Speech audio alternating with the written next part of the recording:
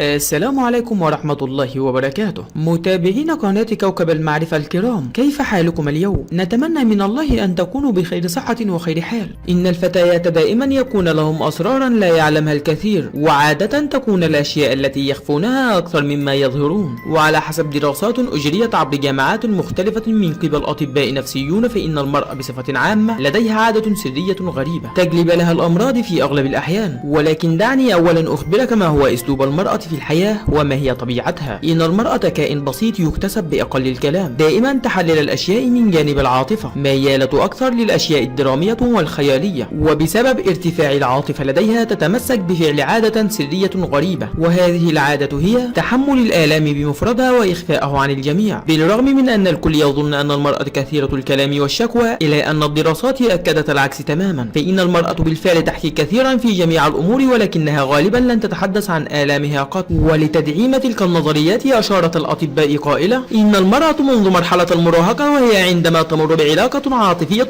مع شخص وتفشل، فإنها تظل فترة طويلة حزينة للغاية، ولكنها تخفي هذا الحزن تماما حتى لا تفقد كرامتها. وأيضا عندما تكبر وتصبح أم، فإنها تكاد تهلك كل يوم من مشقة الأطفال وغيرها، ومع ذلك لم تشتكي قط لأبنائها. لذلك لا يوجد أدنى شك في أن المرأة من عاداتها السرية هي إخفاء الحزن عن الجميع. وبالرغم من أن تلك العادة تسبب لها الأمراض الكثيرة النفسية والصحية، إلا أنها متمسكة بها ولم تتخلى عنها إطلاقا. والآن دور الشباب والرجال أحبابي في الله هو أن لا يتسببون في حزن المرأة قط. أما عن رأي الإسلام في ذلك، فهو مؤيد تماما بعدم حزن المرأة، حيث أن الله عز وجل لم يرضى الحزن للنساء، فهل يجوز أن نرضاه نحن لهم؟